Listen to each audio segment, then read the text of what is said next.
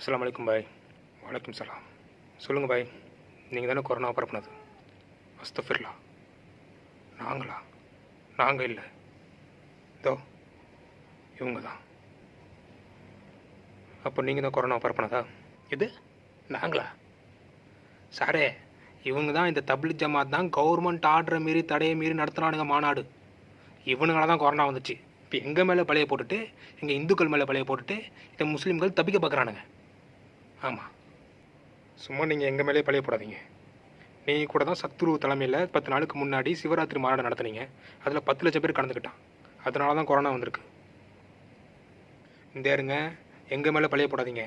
இது வரைக்கும் கண்டுபிடிச்ச கொரோனா கேசஸில் இவனுங்களால பரவணும் தான் நிறையான்னு சொல்லிட்டு ரிப்போர்ட் சொல்லுது. நியூஸ் எல்லாம் பார்க்குறது இல்லையா? எல்லாத்துக்கும் இந்த தப்லீக் ஜமாத் தான் காரணம். முஸ்லீம் வேலை தான்.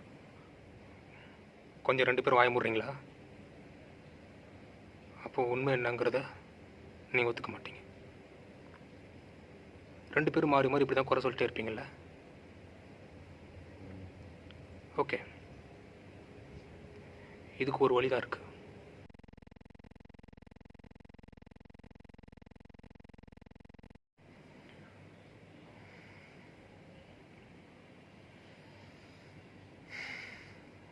இந்தாங்க, இதை குடிங்க. என்ன இது?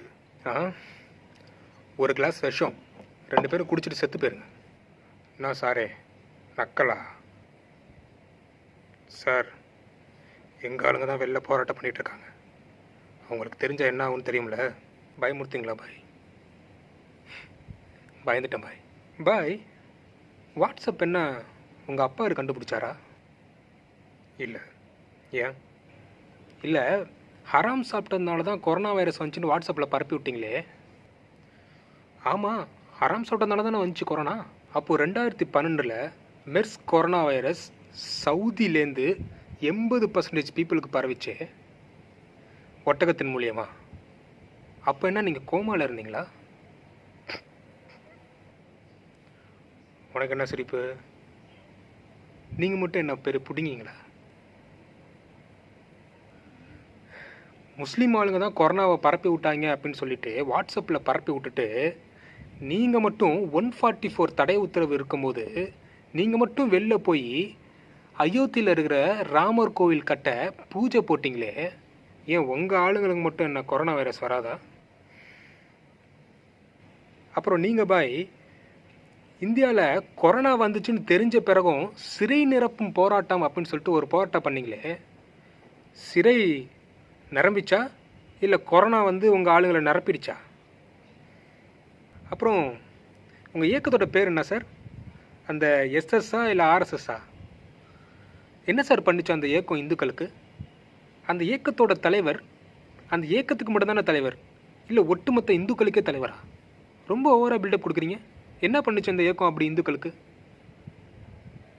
இங்கே கோவிலில் முக்கால்வாசி பேர் பிச்சை எடுக்கிறது இந்துக்கள் தான். அந்த இந்துக்களை காப்பாற்ற முடிஞ்சுதா உங்களால்? உங்களோட கொள்கை என்ன தெரியுமா? இந்துக்களை காப்பாற்றுறது கிடையாது. இந்தியாவை இந்து நாடாக மாற்றணும், இங்கேருந்து முஸ்லீம்களை துரத்தணும், அதானே?